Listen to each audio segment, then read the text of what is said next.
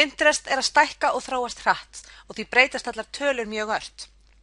Samkvæmt Mashable í apríl 2012 fær Pinterest yfir 21,5 milljón einstaka notendur og samkvæmt annarri heimild yfir 100 milljón heimsóknir á mánuði. Það hefur vaxið gríðarlega hratt og nú þriðji stærsti samfélagsmiðillinn í Bandaríkjunum með fleiri heimsóknir en LinkedIn. Ljóst að ennþá mikill meirihluti Pinterest notenda, að minnsta kosti þegar þetta vídeó gert, kvenkyns. 60–97% eftir því við hvaða heimildir miðað. Og það fer eftir heimildum en almennt talað aldurinn á bilinu 13 til 45 ára. Og konur með tekjur yfir meðallagi. Hvernig sem þetta nákvæmlega þá vitum við að þetta dýrmætur markhópur.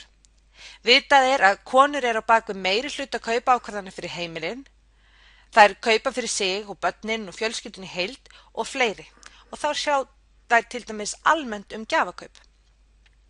Þær hafa meira að segja síðasta orðið þegar fjölskyldubítin valin. Konur líklegri til að dreifa boðskapnum víðar en kallar og segja frá því sem þeim þykir frásagnarvert og það jú alltaf gott í markaðssetningu.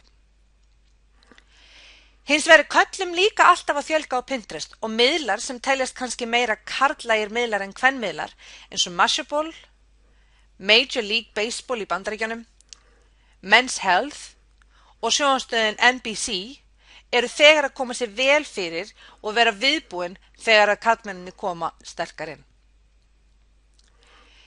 Mikill meirihluti Pinterest notenda líka á Facebook og með Pinterest og Facebook samtengt svo að þú fær tvöföld áhrif bæði sýnileika á Pinterest og á Facebook.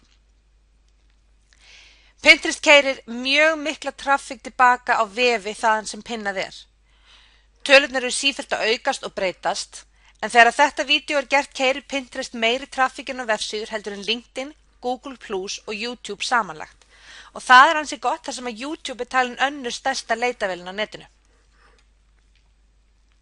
Nokkrar áhugaverðar staðreyndir frá Danzarella í HubSpot Pinterest.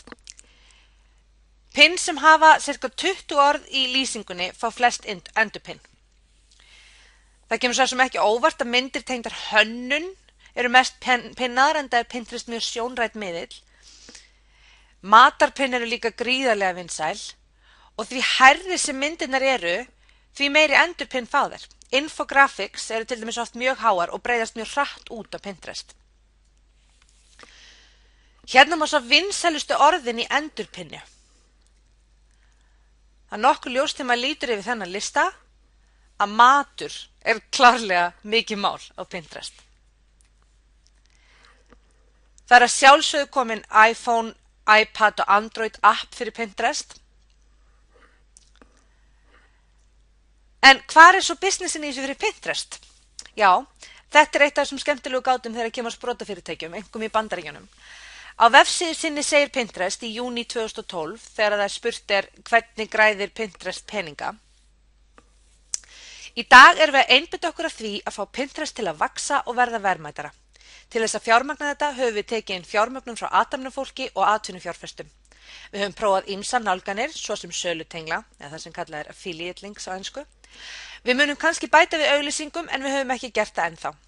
Þó að sé ekki efst á forgangslistanum okkar núna að græða peninga, þá það langtíma markmið því að við viljum að Pinterest sé komið til að vera. Pinterest í gífurlegri sókn og ef ég set of mikið af tölfræðilegum upplýsingum hérna þá þyrfti ég sennilega að uppfæra vídeóið vikulega. Þess vegna mæli ég með að þið fylgist með bæði á Delicious stakknum mínum þar sem ég safna öllu sem ég finn á netinu sem við kemur Pinterest. Þannig mjög öflugt linkasafn og sífellt að bætast í það. En að sjálfsögðu líka á Pinterest Love töflunum minni. Pinterest.com/Þórana/Pinterest_love